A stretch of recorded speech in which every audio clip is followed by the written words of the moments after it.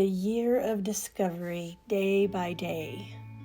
Let this year be a new beginning, a chance to find something new, a new way to dance, a new way to sing your song of life, to break away from old habits just because they are old habits.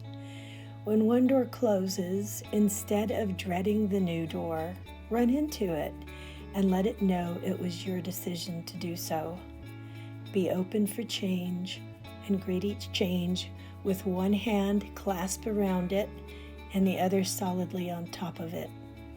Live fully in each moment, etching every brushstroke into your mind so that each lesson becomes a step on your stairway of life.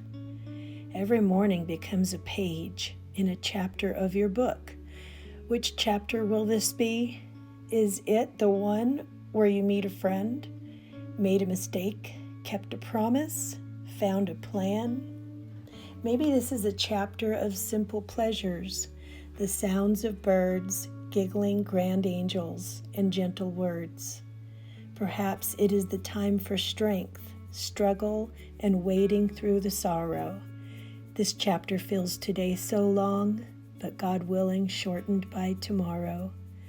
Pour yourself a cup of tea, or coffee, or something other. Whether cup be one half full or empty, you can always have another. Discover likes, dislikes too, passions and aversions, the places that you prize that enlight, or maybe just a diversion. Breathe deeply the gift, first breath of the day, like a page in today's mystery. The rest of your story has yet to be wrote in your fantastic book of discovery.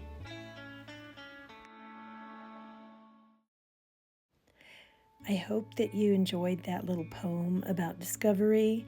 This is supposed to be a year of discovery for me, and I'm trying to stay open to things that are changing, to new things, and not have this year be just like the last year on purpose.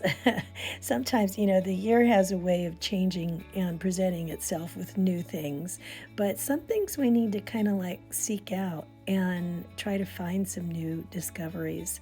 And I'm trying to do that more and more. I'm trying not to be the same creature of habit. I'm trying to comb my hair the other way, or get a new pair of glasses, or go to a new park, or try to go a little further from home this year in our vacations.